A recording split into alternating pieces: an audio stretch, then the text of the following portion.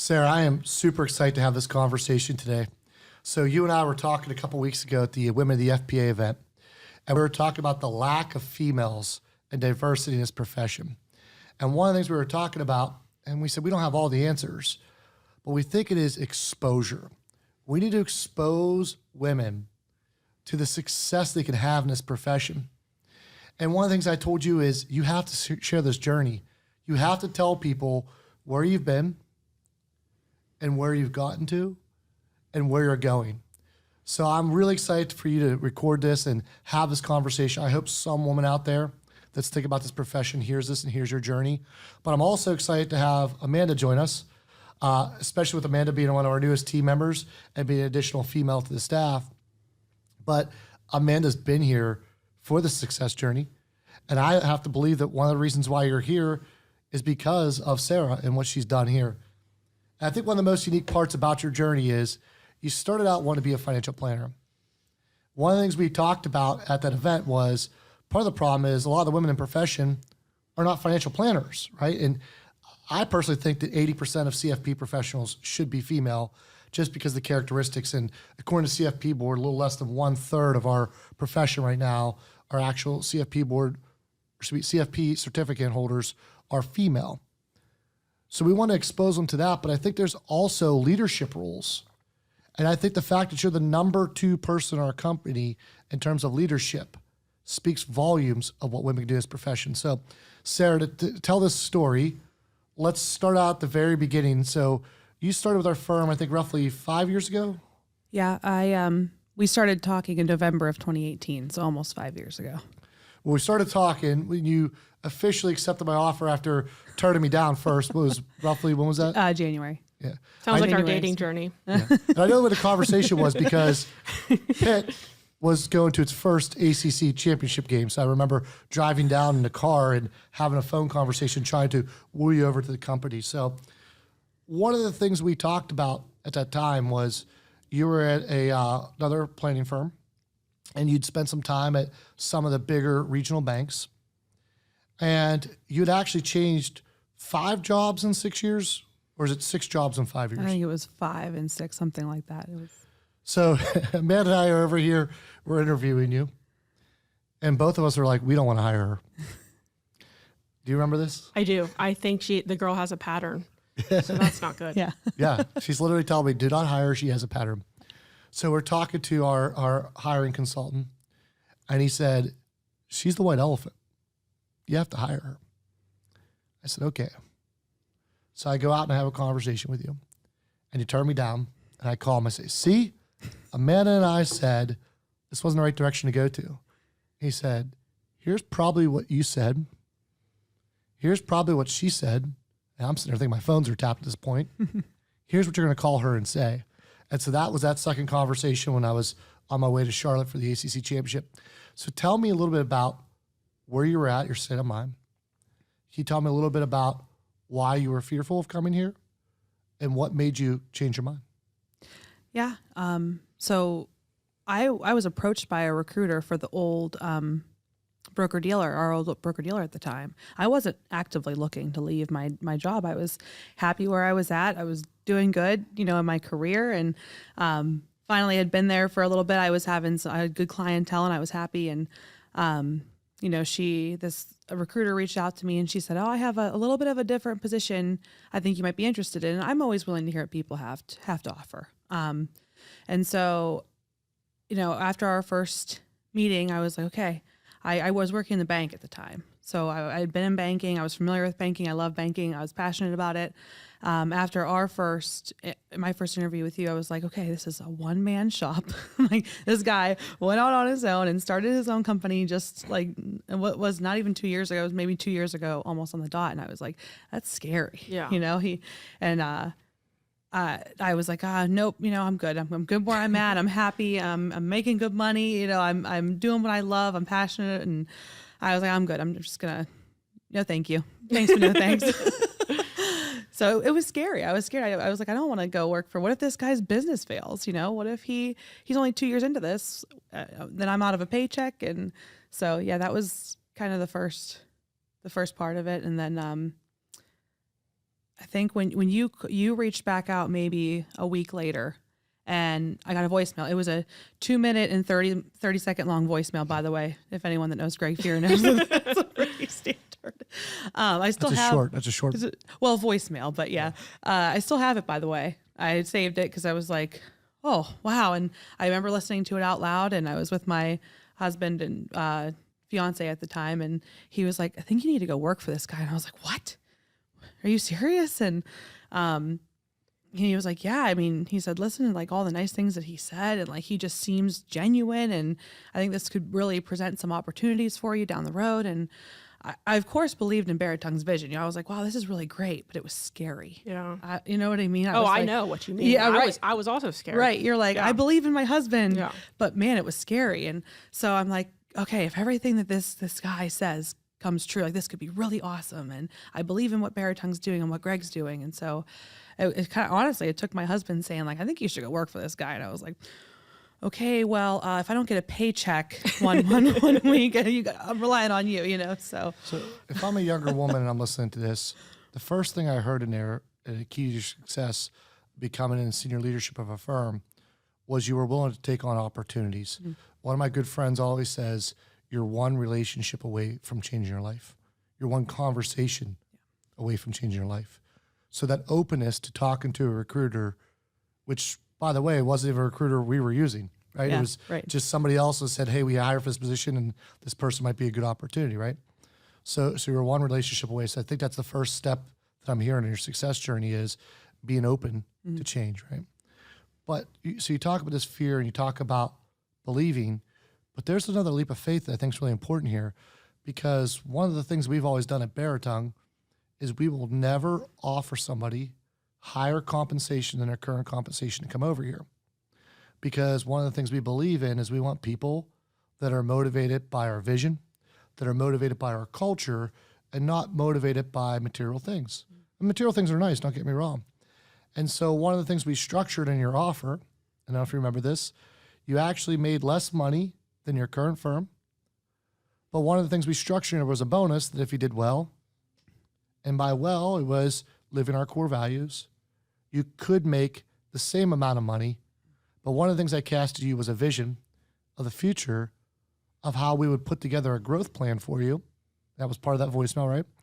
To get you So a lot of parts of that to where voicemail. she wanted to be was a financial planner, which that was your goal at that point in life, was to be a financial planner. And keep in mind, too, we hired you as an administrative assistant. So at that point in time, you were starting entry level, which was great, but from where you were currently at. So you took a step down in terms of pay. You took a step down in terms of positioning. Tell me about what that felt like, and tell me about why you did that. it really was just a leap of faith. You know, I said, okay, if everything comes, you know, comes to reality, what Baratung is wanting to do and what Greg is saying and what he envisions Baratung being in 5-10 years from now, I said, this could be a really great move for me, like to fulfill what I wanted to do, let alone financially. Because I was making good money where I was and it was a different structure of compensation, but, I did take a step back in position and, financials, as far as compensation. But I said, this guy is saying, hey, if we achieve what we're trying to achieve, you'll make more money than you would have at the bank in 5 years. And I was like, all right, we'll see, you know? So that was, and by the way, that was your husband. It wasn't any of the interviews. It was based upon what the information you were relying to him. Yeah. But he believed in it too, right? He did. He was like, I don't know, this guy seems pretty sincere and it'd be a really good opportunity. At the time, the bank that I was at, I really was I had hit my cap, like where as far as position wise, like I had showed interest in becoming a financial planner. There really wasn't a path for it. And they were like, hey, here, you're saying, a licensed banker, basically is what it was. So your growth was capped where you were. Yeah. They were, I was like, I really want to be a financial planner. This is what I want. And they're like, well, there's not exactly a path for that. And I was like, well, that kind of stinks. But I was happy. I loved what I did. I loved helping my clients. And so there was, Baratung and Greg was offering this opportunity for me to achieve my dream of being a financial planner, or so I thought. So if I'm hearing you correct, and again, if I'm a young female that's listening to this, so the next step and path of your journey, if I'm hearing you correctly, was you were willing to take a risk, Yes. a leap of faith. Yeah. And what I have found in my experience has been, if you're not willing to take a leap of faith, you're never going to climb a bigger mountain, right? So if you want to climb Everest, you got to take on some risks.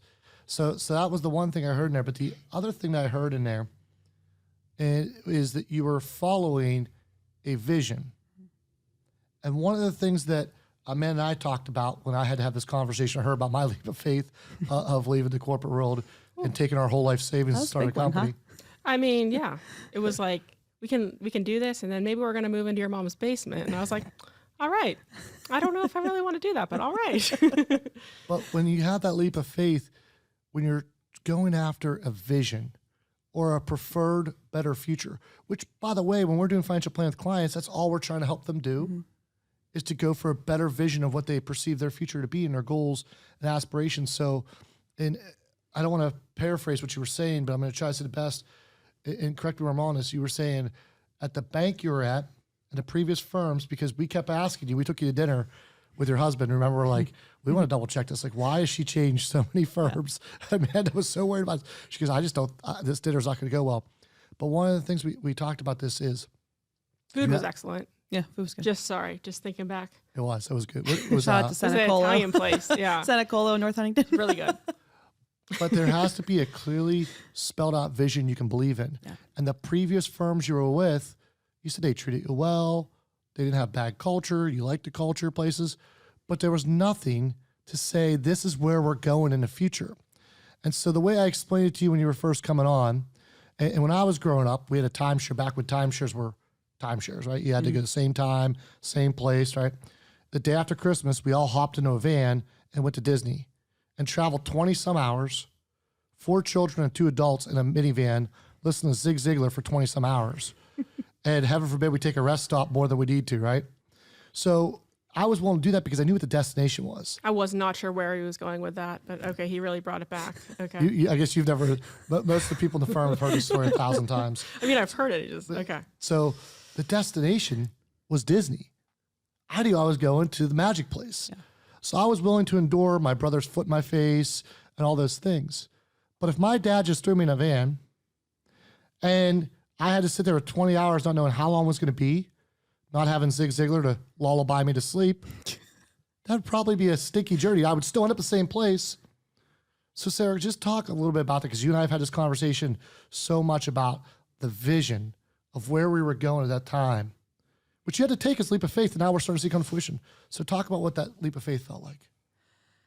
Yeah. And just to kind of bring it all together, it's just so crazy to think that it's been 4 years, and what we've done in 4 years, looking back. Like when I joined, it was literally you, and I think another associate had just joined, like he was another advisor. But just, I was like, man, I'm going from working in corporate, like banking with like this whole big team to just this one guy. And, he's got these big dreams and he's all over the place. I'm like, Yes. So, by the way, I just got to bring this up. So it just brought a fond memory back to my brain. So I don't know if you remember, the first interview with Amanda and myself was in our Baritone East that we're at now, in a small conference room. And who else was you there? had Abby there. We had my daughter Abby there. was in her. She was in her like car seat. 3 or 4 months old. Yeah. Because when you have a small business, you don't have a babysitter, you have to figure it out, right? But what's crazy is I cast the vision of this empty space. It's the same thing when I walked through this door originally. I saw the studio we're in now. Yeah. I saw that education center. And what's crazy is this week, we're in our studio. Yeah. So it just dawned on me. We're having this conversation about your first interview in the same building when I had to tell you what we're in right now is a dream, and that dream came to reality. But the only reason why that dream came to reality is because you believed in it and you took that leap of faith, because if it was just me, I'll tell you this wasn't going to happen. And if it was just the two of us together, that wasn't going to happen. Our marriage probably would have survived that, right? No. That's just such a fond memory that just like, it's like almost like a deja vu moment, just like smacked me in the face. It's really weird. It's wild to think about. Like we just seeing all the progress that we've made on this expansion, like you said, the studio, the education center, and our team. Like going from you, me, and another like advisor to 4 years later, and there's 11 of us. Like that's huge. So I'm a young woman that's looking to grow. And Hold on develop. just a second. Why do you keep saying young? Uh, Just out of curiosity. because if we want to change this profession, it's a lot harder to get career changers. And so I think that exposing people that are in high school and exposing people that are in college, it doesn't mean you could be somebody that's changing careers and developing. But I think really why, and correct me if I'm wrong, but you and I have had this conversation multiple times. I want some other young lady, that's thinking about taking a leap of faith to hear this story so that they're exposed to this journey because they could do the same thing. Right. I agree with you. But also I think it should be known that anyone can do this, young, Amen. old, or anywhere in the middle. Oprah did an interview with Meghan and Harry a couple years ago, and Meghan said, if you can see it, you can be it. So if you don't see it, it doesn't seem as attainable. And that always stuck with me. So I don't know, just exposure, like you said. Exposure. We talked about this at Baritone University. So one of our professors, Dozie, came in and talked about these 4 E's. And I still feel it's one of the most life-changing methods I've ever seen. And every time when you want somebody to change, it has to start with exposure.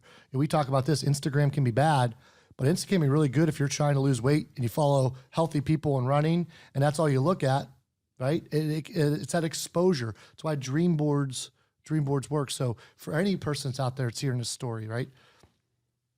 When do you know, when you're in that situation and you're sitting here and there's a guy that can't even afford a babysitter sitting there trying to get you to come there, right? How do you know to take that leap of faith? How do you know when to follow your heart? And how do you overcome those fears? That's a tough one because I just felt it. Obviously my fiance at the time husband now said, having his input's always very important to me. We're a team. Every decision we do, big ones we do together, and so that was important. But also just for myself, like I have always been very independent. I've always been very career driven, and my career has been my baby. I was just talking about this morning with a colleague, and I was like, this could be, and you think I was very self-aware. I knew I had jumped ship a bunch of places. I was like, I don't want to do that again. I had finally been back with the bank almost a couple years, and I plan on just staying there forever. I'm never leaving again. The last time I left, what happened? And so I believed in what you had talked about and believed in Baritone and believed in the vision that you were casting. And I said, I told myself, like, I can be a part of helping this come to life. And I am just... Well, you have. Yeah, you really have. Thanks. But I almost take it as a responsibility. And you and I've talked about this. Like, I have always considered like Baritone as my company, and it's not, I'm not an owner in the company, but I've always treated it like that. That's the key of this whole journey conversation, because we're in the process of making you an owner. Yeah. And that wouldn't have happened if you wouldn't have done this, right? Yeah. You think deep down you knew like you needed something that would push you? You said you were happy, you were doing well financially, you liked it, but you knew there wasn't anywhere to go. Yeah. And maybe you would have been happy for maybe like a little longer, but at some point you wanted to do the next thing, or you knew you could do so much more. Yeah. So even though it was scary, I think maybe deep down you knew you had to do it. Yeah. I totally agree with you. And just if you like looking at my history, when I got bored or when I was, didn't have something to look forward to, is kind of, I noticed I would jump ship. Yeah. And now I've worked for Baritone longer than I've worked for any company altogether. Well, Greg's favorite thing to say, and it's also one of my favorite things, and it's so true. The goal is always to what? Be fully known, fully loved, and fully challenged. And if you're not those three things, and so the third one you weren't going to get, And we could talk for about 7 hours About that. about how deep fully known, fully loved, and fully challenged is, and why it's one of the bedrocks of our firm. It's so grateful for Tim Keller teaching that lesson to us. Yeah. So Sarah, in this journey, if I'm hearing you correctly, if I'm listening to this, it sounds like you're saying that when you believe, you know. It's almost like somebody saying when you marry someone, how do you know when you're in love? You just know. So if I'm hearing you correctly, if I'm a younger person or somebody that's looking to make a change, when I know to make that leap of faith, I will know at that point in time. Yeah. But when you know it, jump in. Is that what you're saying? Yeah. And you just feel it in your heart. You know, if you can see yourself involved in that, if you can see yourself like, wow, I can see myself being a part of that. I can see myself helping to make a difference and be a part of this vision. That's when you're like, okay. So Sarah, gotta do this this. is totally side note to the script. But how many times have you and I been in meetings with other financial planners? Because you know, my wife always says one of her biggest fears is we go to a dinner party and Greg finds out there's another financial planner there, because I'll leave the rest of the night. Like I love Just talk. really gets boring. Yeah. That's all I want to do is talk financial planning, right? Bye, Amanda. So you and I are constantly around other financial planners, right? And how many times they say, I wish I just had a Sarah. The amount of times I've heard people say that, not even directly to me, but I've overheard it, I can't even tell you how many times. And one of the things that I always say is, what are you doing to find a Sarah?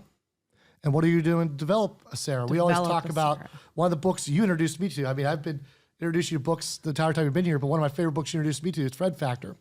And Freds, you attract Freds, and you take Freds and you multiply Freds, right?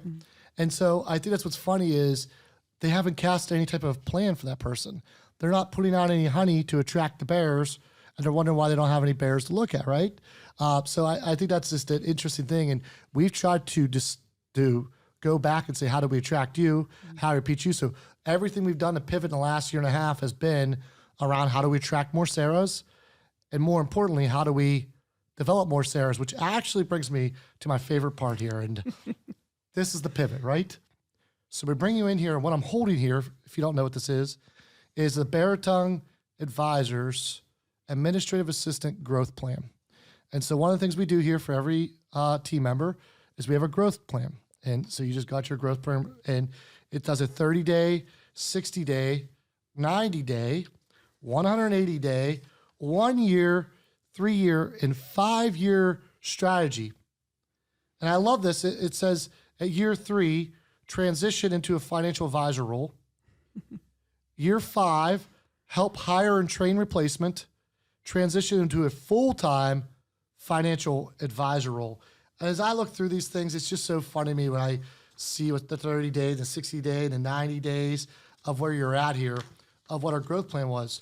But just like we tell clients all the time, we put a plan together to pursue our goals. But that doesn't mean our goals don't change. Just like if you go to a sporting event, you change your plan at halftime, it's not working. So Sarah, I believe, and you would probably know better than me this, but if I remember correctly, it was right around 1 year mark is where we made a major pivot in here. So for those that aren't familiar with our firm, we review this. At this time was quarterly. Now I believe we do it every 6 months is when we update their growth plan instead of just doing it every quarterly review. And we're sitting down, and I knew before you even knew, but I said, it seems like you don't want to be a financial advisor anymore. And you were scared to admit it to me at first because you were afraid that it would stymie your career development. Yeah. And one of the things that we talked about was we just need to redo your growth plan. And looking back upon it, you've told me this while we're having this conversation, it's one of the best decisions you ever made in your life. So tell me, like, just walk me through this journey. What was going on in your head? Tell me a little bit about that conversation. What made you pivot? And I think the biggest part at the end of this is, do you believe, had you not made this pivot, you would be where you're at today? So I think so we sat down, we were having this conversation because I'm going to out myself here, but I couldn't pass my Series 7. And I had gotten other licenses. By the way, I didn't want to read that, but it says 30 days, the first bullet point, enroll in a Series 7 and Series 65 training. And then 90 days says take Series 7 exam, which is the funny part about this is we were just on this conversation, one of our team members go to get their 7. And they're sitting there saying it needs to be 30 hours a week. And he's studying. I'm like, no wonder why you couldn't pass it. Because according to them, this is not a successful route. So Yeah. It's funny looking back on this. It is. And I don't mind, you know, I'm being realistic for everybody out there. I couldn't pass my Series 7. And I'm telling you, like, I studied and I really did. I wanted to pass it because I said, I can't go any farther. I can't take the next step of my career until I pass this. And so I'm very hard on myself. I was mad at myself. I just felt like I was letting Greg down. Like I can't do any, I couldn't do certain tasks without having this license. And so we're having this conversation, and I think my biggest fear, and I didn't want to admit it because I was like, this was the path I came to follow. If I don't get this and I don't get my 7 and I can't become an advisor, like I'm never going to move forward. And so I was like crushed. I'm like, And this is telling a year myself that. Yeah. after you just told yourself you can't change firms again, right? If I remember this correctly. Yeah. And this is a year after you just took a major leap of faith Yeah. It was to scary. follow this path. It was scary. I was like, you're failing. Like that's how it felt in my head. And I just remember you brought it up. You said, you don't want to be a financial planner. And I was like, how'd you know that? I didn't say that to you. How'd you know that? And Your body did. and yeah. Your facial expressions. Well, and I remember you said, like, I just see where you're passionate. Like, you're so passionate and happy when you're helping other people. And he's like, and Greg said to me, he said, that's what you want to do. Let me guess. You want to be a financial planner because you love helping others, right? I said, yes. And he said, you like the idea of flexibility that you see that financial planners have with their schedule and just, what they do. And I'm like, yeah. And he's like, and you probably see that they make a lot of money. And I was like, yeah, that all sounds great. Money, flexibility, and helping other people, mainly helping other people. That's what I care about the most. And he's like, you can do have all of those things without being a financial planner in this industry. And I was like, well, tell me more. And I never wanted to be in this. What's that? In this profession. In this profession. Yes. Sorry. And I can't let that go. I know. Well, you've been saying financial advisor. So because but no, that's an awesome point. So it's like, as you watch how this firm has developed the journey, if we were on our team right now and somebody called themselves a financial advisor, I'd correctly say, you're a financial planner, right? But this is, what was it? We said 4 years ago. 4 years ago. Financial advisor. And everything in here said financial advisor. Yep. It's funny looking back the journey where we've become. So, but yeah. And so that was really eye-opening to me. And you said you can do those things within the profession without being a financial planner. I don't see that passion in you when you're talking about Series 7 related stuff. I'm like, no, it's terrible. I don't care about the stocks. I don't care about the stock market. Like, I just want to help people. I want to help people achieve their goals. And so that's when you said, okay, well, what about leadership? And I was like, oh. Leadership in my mind at that time was what I had known was management. It was management. I had known corporate banking structure, manager. That's a really good way to explain it. Yeah. Yeah. I never wanted to be a manager. Right. Ever. I was like, nope, I don't want to manage people. I don't want to be be someone's boss. I just don't want to do that. But then seeing the difference between a leader and a manager, I was like, oh, I do want to lead people. Right. I want to be, that'd be awesome. And so that's when Greg said, let's develop you as a leader. that's when we took this And we said, bye. let's create a new one, right? Yep. And we did. And we started saying, what does that look like? So we said, let's get you connected with a leadership development group. Yep. So that was when you joined a mastermind group. All3 leadership. That's when we started working on doing affirmation statements to build the confidence in you. And saying, I am a leader of a financial planning firm. I help grow and develop financial planners. And that's really where we started taking that journey. And I remember one of the things that when you first started, we do quarterly book reports here, right? And we have to expose you to leadership development. We were talking about that. You exposed me to Fred Factor. But one of the things we started doing was forcing you to journal, right? And that was not something you liked, right? I think you liked that about as much as taking a Series 7, right? It just wasn't, it didn't come natural to me. Yeah. I didn't think about it to do it.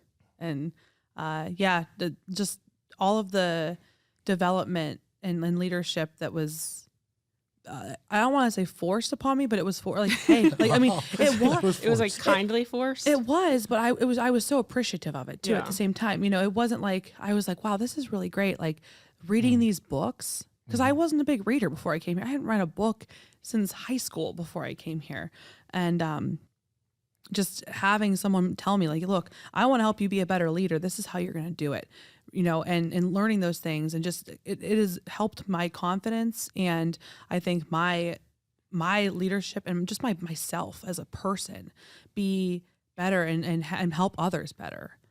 So one of the things you told me about when we've talked about this in the past, that really just is one of the things that I think everyone out there needs to hear, is you said what made you get past that point when you said you were not a reader and you weren't a leader and all those other negative head trash you were saying was that we spoke over you. Mm-hmm. Powerful mantras. You are a leader and we believed in you. And one of the things you said is nobody had ever even shown that as an option for you. And so can you tell us about that past experience and why that mental shift was so important? Yeah, that I mean, it's been life changing to have someone speak over you, to tell you like you are a leader, and just reading these books that say like you are a leader. Doesn't matter what your title is. It doesn't matter what your position is, how many college degrees you have, or what what designations you have. Like everyone is a leader, whether I mean, you guys know this, but the world may not realize I didn't go to college. And that was always something that weighed on me. I always said, I am not as good as everybody else. I don't have a college degree. No one wants to look at me and think, oh, I'm going to listen to what Sarah has to say, So just having that spoke over me, like, you're a leader. You don't need a piece of paper that says, hey, you're a great leader, has just made such a difference. And anyone who hasn't had experience, in the corporate setting and corporate world, if you don't have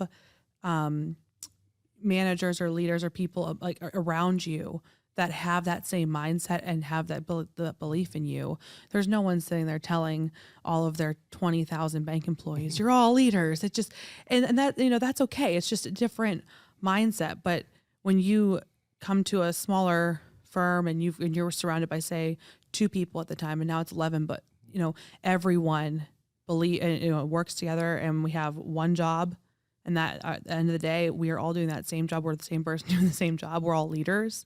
Mm-hmm. It changes you. And Sarah, I think one of the powerful things you told me about this, because one of the things we've been trying to do is recreate your leadership development strategy so that we can empower other people, right? And so we've been talking a lot about this in your journey. But one of the things you said, it's not just enough to have that mentor that believes in you and speaks over you. They also have to, we talk about fully known, fully loved, and fully challenged. So one of the things you said was, the second that I decided you were going to be a leader in this firm, what did I start doing? I started absolutely making you feel uncomfortable and challenging you. Sure did. So the one story that I love here is when I made you do your first quarterly review, right? So one of the things we do is I teach you how to do something, and then I tell you to go do it on your own.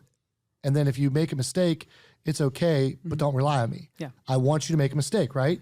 If you don't let them fall, they're not going to learn how to get back up. So the one was that you were, I believe, was like having a panic attack over, if I'm correct about this. Yeah. Was, and you know where I'm going with this, was the first hire. So I said, one of the things you need to do is you have to make the decision to hire. In this conversation, I said, if this person's a successful hire, it's 100% you. But also, if this person's a complete failure, it's also 100% you. It was terrifying. And you were terrified. Yeah. I mean, to the point of like, I thought I was going to actually lose you as a team member, right? But at the end of the day, I couldn't coddle you. Yeah. Now, that actually ended up being, outside of yourself, the best hire decision we ever made. And I told you, you're batting at a higher success rate now with the last few hires you've had than I've ever had in my entire career going past when I started this firm. But the reality is, had I not put you in that position to take ownership of it, you weren't a leader, you were a follower. So tell me about this, because we've had this conversation so many times and why this was such a crucial point in your journey.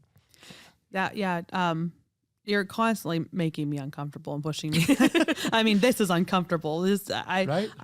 Doing things like this, and I don't want the attention on me. I want to sit in my little corner and do my thing. But so in that example, I'm thankful for that, because now I am so much more comfortable. I mean, and I remember you telling me we're having these interviews, and you're like, Sarah, they want the job here. And I'm like, I'm going to mess this up. He's like, you can't mess it up. They're trying to get the job here. Like, what? Why are you so worried? And I'm like, oh, this is just so stressful. I mean, panic. And, but now it's like one of my favorite things to do. I love like getting to know new people and like seeing how I can help people grow more, and having like, harder conversations is easier now. And that was just something I was never comfortable with before. So as much as I hate to admit it, I am thankful that you pushed me out of my comfort zone with. But I also pushed you out of your comfort zone. So based upon your skill set that we'd identified in your growth plan, Yeah. and based upon the trajectory we were trying to get you in your growth plan, right? Yeah. And so it wasn't just about making you uncomfortable in a situation you weren't equipped at. We follow Entrepreneur Operating System, EOS here, and we always talk about get it, want it, and capacity to do it. You had the capacity to do it. You got it. I just had to get that spark of you wanting it. So the two things I heard in that recent dialogue there, if I'm sitting here and I'm listening to this and I'm trying to learn from this, is it's important to get a mentor. Mm-hmm. But what I heard in there, and I hear so much, and I've experienced myself, is what you're saying is you only get a mentor because a mentor chooses you because of what you put into it. Mm-hmm. So often, we're hearing young leaders or leaders that are trying to redevelop themselves, and they're talking about, how do I get a mentor? And what they're trying to talk about is, how do I get, instead of looking at what I give. And the reason why this changed for you was because of what you were doing, because you excelled at every part of your job. It wasn't just all of a sudden you came in and there was a birthright, or you were some type of blue blood or whatever it was. It was because of your work ethic and what you did that you showed potential. And I think that's a key thing, that if you're looking to grow, stop looking for the reasons why not and start looking for the reasons why, is what I heard in here. Mm-hmm. But the other thing I heard in here is to constantly be uncomfortable with your growth plan, which leads us to where we're at today. And part of why we're doing this is because we sat down and reconstructed our firm. So we went through the Entrepreneur Operating System, and we did an accountability chart. And for those that aren't familiar with that, we fire everyone in the company. We build the company back up from scratch. And when we did this, we moved you into, as we call, Director of Operations, your official title, but internally we refer to you as integrator, which is the EOS language, right? So there's a visionary and integrator, which essentially means that your hand is in every cookie jar.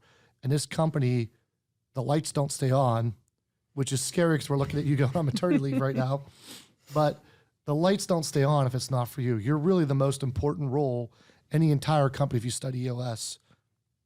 And we're also in the process, it's going to be a little bit longer than I'd like, just because we have other priorities right now, but we've identified that we're going to make you an owner of this company and build a lot of that in from a succession planning, which is something that's very vitally important, not only to me and Amanda through marriage, being an owner, and the other business partners, that you're recognized for that talent. But we're looking back on this, and you look back this entire journey, and it's just getting started. We're on our way to the 412 vision, and we're just getting started. But what's that one thing you could say to somebody that's entering a company at an entry level that wants to work their way up to the top levels of the company? If you had to boil it down to one thing, what is it? Oh, It's honest. That's an easier answer than I thought it was going to be. You need to think like you're an owner. You need to, everything that you do, you need to think, okay, how does this, what I'm going to do today, affect Baratung? If I do this, how does this affect Baratung? How does this affect our vision, or whatever, insert company here. You've got to think like an owner. This was my baby. We said this morning. Baratung has been my baby for over 4 years, and I am terrified to leave on maternity leave because now I have another baby, and I'm like, what am I going to do? This has been my baby for 4 years, and my career has always been my baby, and now I have a human baby, and it's just, but you just have to think like an owner. Like, what would I do if this was 100% my company and my livelihood relied on Baratung? Like, and I mean, every decision, fine, even buying pens, like top to bottom, right? Top to bottom, every decision when you I make. buy these ridiculously expensive microphones. Every purchase you make, I'm like, Greg. But what's funny there, that so we did a little brief conversation before this of some of the stuff we're going to talk about, and pretty much everything up to this point you knew I was going to talk about or had conversations with me. Mm-hmm. But I've never asked you that particular question. And I'm putting you in an uncomfortable situation by asking you to share this journey because you and I agreed. You have to share this journey. If one person hears this and it changed their life, it was worth spending the time on this. Yeah. But your reaction there, right? But you know what the thing is? I knew she knew the answer because I knew what her answer was going to be because that has been her key to success. And that's the problem. Everyone wants to have an employer mentality. And there's been times where you've literally said, don't increase my pay. Spend it in a company. Go and hire somebody else so we can grow and follow that vision. And you also I was doing the same thing for myself. I was never asking you to do anything, but I also never asked you to do it. You did it. And that is why today you're becoming an owner in this company is because you had that mindset. And what I see is somebody that was telling themselves to get rid of that head trash and follow a dream. So Sarah, thank you so much. I know how difficult this was for you to share this journey. I don't know who out there in the world that God placed in our hearts to overcome this fear, but thank you for sharing that story with us because somebody's life will be impacted. There's somebody that's going to pursue their goals and live a fulfilling life because of you. Thank you for all you do. Thank you.